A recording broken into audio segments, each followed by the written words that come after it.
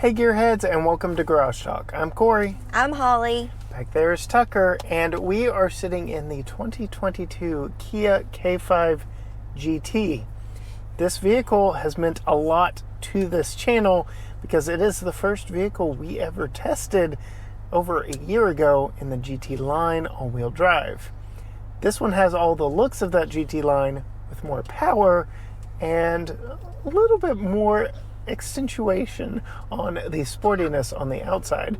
But in this video, Holly's behind the wheel, and we will find out what she thinks.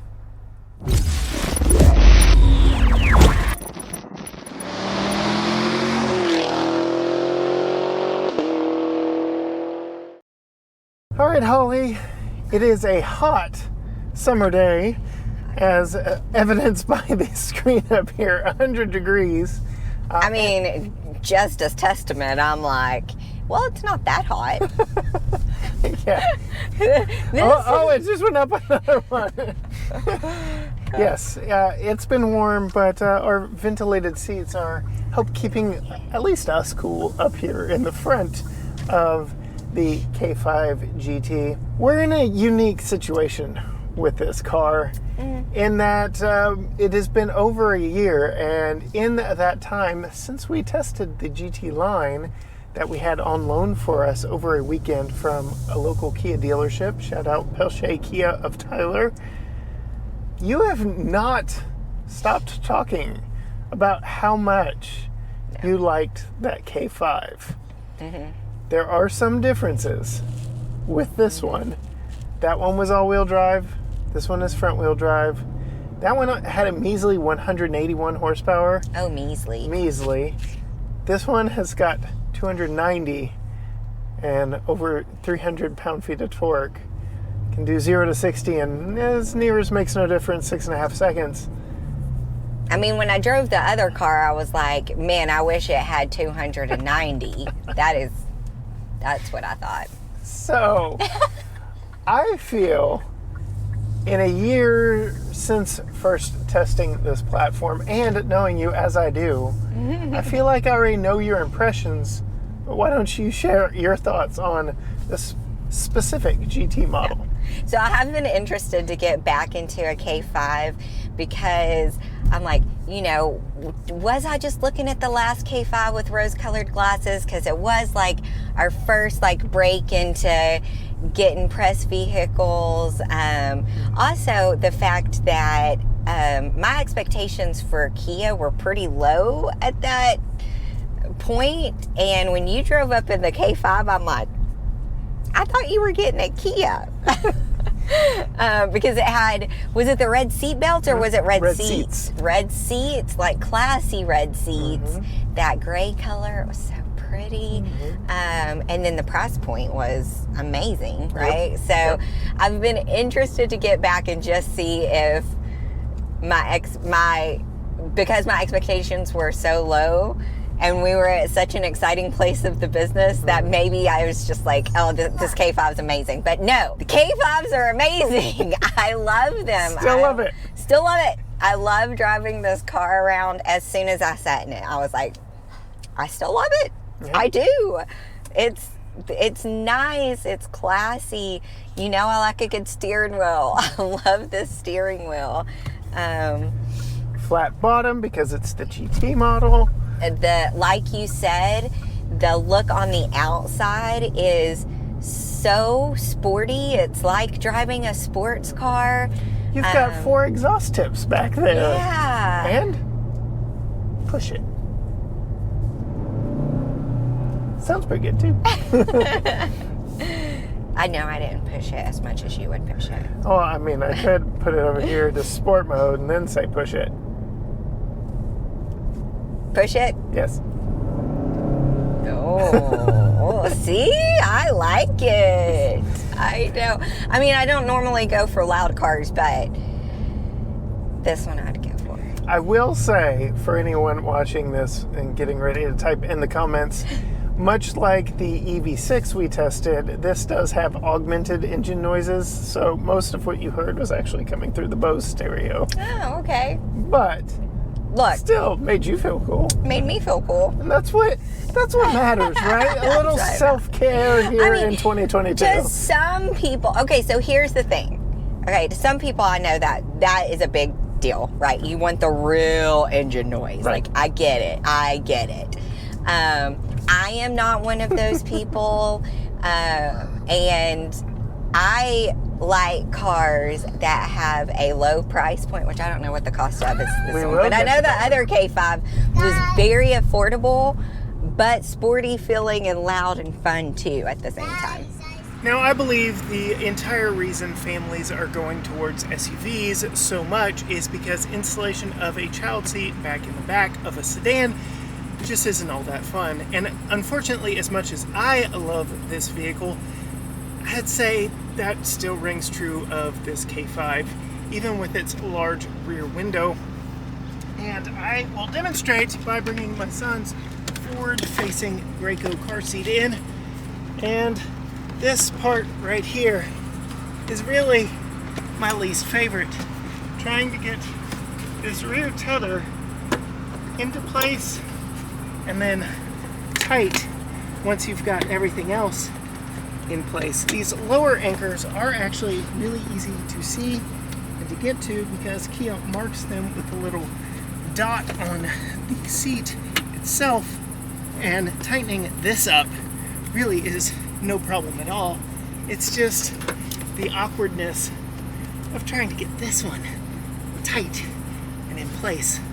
As far as sedans go, it's about average, unfortunately. Building on everything that was good with the last one, we just went over railroad tracks, could barely feel them, even though this is a very sporty suspension. What do you feel the ride is like in this one? The ride is really nice. The seats are really comfortable. Again, you've got a fun color, and they're dual color, which you may not be able to see because we're sitting on it. Black cloth strip going down the middle. Which is nice. The dashboard, different textures are nice looking. I like it. You've got some of that tan color on the side too, which is nice, but the seats are comfortable. You've got the ventilated. Okay, what do you think about that? What is that for? It's for pulling the door closed when you can't reach the handle. Okay, so that I love, and it has been very helpful. And I'm like, I don't know if that's what it's for, but it's definitely convenient. I just wish it wasn't gloss black. But so far, I'm not really getting my fingerprints on it, so. No. Doing pretty good there. I haven't played much with the infotainment, but it's typical Kia infotainment. It gives you the slight little beep beep when you drive up. I like it. Yep. This one has the panoramic roof, which is very large and in charge and goes all the way back to Tucker back there in the back. You mentioned heated and ventilated seats. Again, we're at 101. Ventilated seats are a must. Can you guess what I don't like about them? The black? No, they don't stay on. They don't stay on? Yeah, every time you get in the car, you got to turn them back on. Oh, that doesn't bother me. You're so lazy. Just leave it on. You've gotten so lazy. No, that hasn't bothered me. Well, what if you don't want to get? Well, then turn it off. In that rare instance that when it's 101 degrees outside, you don't want the ventilated seat right when you get in. No. Nitpicks, I know. I feel, again, knowing you as I do, that this vehicle, and I said this in my review, is the right mix of analog and digital. So you've got the 10.25 inch color touchscreen, but all your gauges are actual analog gauges. And that's usually where my sticklerness is if the gauges are also digital, because how do you drive it if it breaks? Right now in my Jeep, and it's getting up there in age, my gauges are the same way. It's manual and the screen is digital. Well, every once in a while the screen doesn't come on, but you've already had to have that fixed. Yeah, but, and it isn't 100% fixed, but I can still drive. That's what I worry about in other cars. Yep. But I do feel like it's also a good mixture of sporty and family car. Yeah, Tucker's got plenty of room back there in the back. The trunk is massive. And turning on the historic brick streets of downtown Tyler, Texas, sporty suspension, comfortable ride. Tucker, how's your wobbly head back there? It's not wobbly at all. Not wobbly at all. And in a car that carves corners with some of the best. Say that again. Car a car that carves corners. You know what I mean. So yes, very well put together, very quiet, rattle free. Oh yeah. The only noise I'm hearing in here is stuff we brought with us. Like, the build quality of Kias have just gone way up in the past decade or so. And to your point about what kind of caught you so off guard, the first time I brought a K5 home, that's a Kia? Yeah, and I kept asking you, and this is like a base model. Like, this was not a added on, after factory, what do you call them? Aftermarket. Aftermarket. Yep. Yeah, this one is too. This is everything on this from the factory. This is actually the most, quote unquote, most expensive one you can get. It's got all of the features, all of the things, the roof, the ventilated seats, the tech, the So there's not one engine. of these with a heads-up display. Unfortunately, no. That is one thing I was sadly missing in this one. But otherwise, I mean, very just all around good. Qi wireless charger, multiple drive modes, talked about ventilated seats. Only have wired Apple CarPlay in this one. Kia, Hyundai, Genesis, they all, if you get the premium infotainment, no wireless. I don't quite get that one. And then while we're stopped here, I will see in the 633.6 miles that we've driven this, I have taken it to the Metroplex twice, 28.5 mpg and 14 and a half hours of engine on time. So very economical when it comes to fuel as well, for something that has got enough power to quickly zip into the merge on the interstate and just go. Yeah. What are your thoughts? Have you even noticed the transmission doing anything weird? This is a trick question. No. I just don't want to, no leading questions here.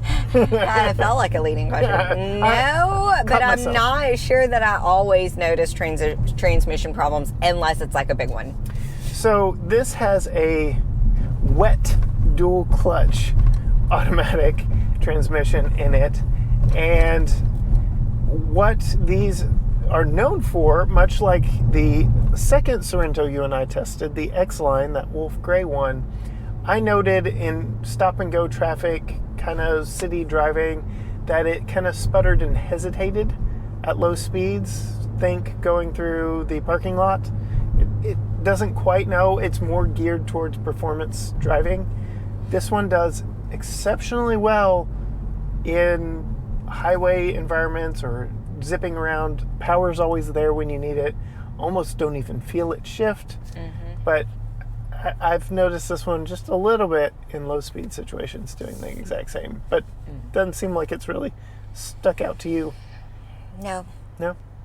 not really. Well, that brings us to the final segment. I have got the Monroney here in the glove box, the window sticker. It has been over a year since we had the GT line. I can't remember the sticker price on that. But I would say It was in the 30s. It was like 30. in the grand scheme of Kia products, a midsize sedan such as this would go hand in hand with a midsize SUV like the Sorento, of which we have now tested two. The hybrid we had was 37. The top trim, all luxury, off-roady version was in the 45 range.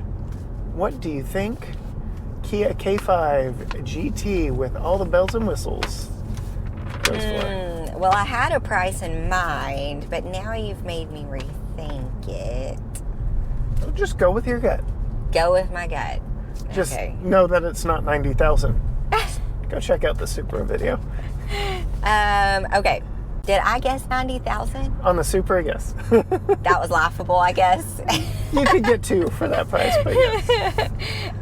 Okay, I am going to say this was my original gut feeling because it's got like the sport mode. 43. Really? Actual window sticker price on this model that we are driving, $36,440 and no cents. Wow. 36. 36. So this does have the Nice. optional GT1 package, which includes the Bose stereo, the 2-person memory seats, pretty much any luxuries that we'd want, the ventilated seats, the heated seats, Wow.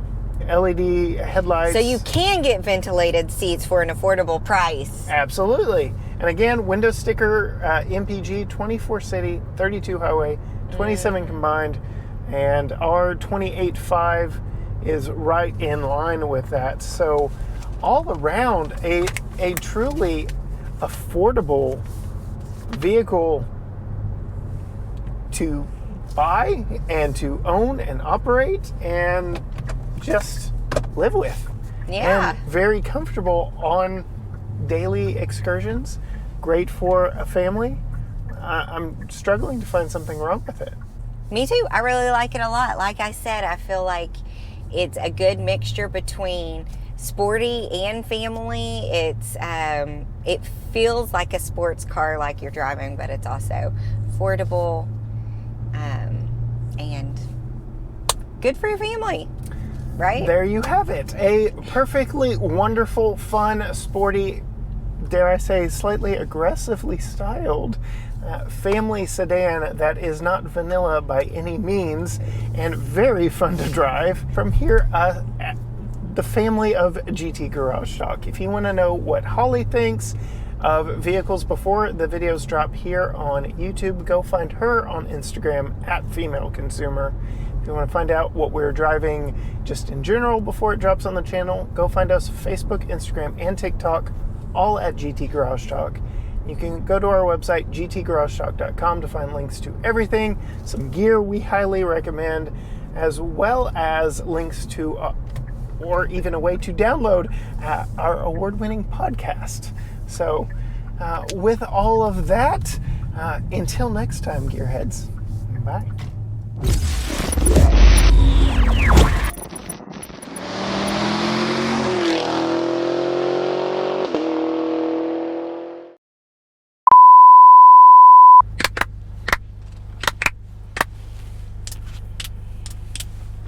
Thank you, T-Man.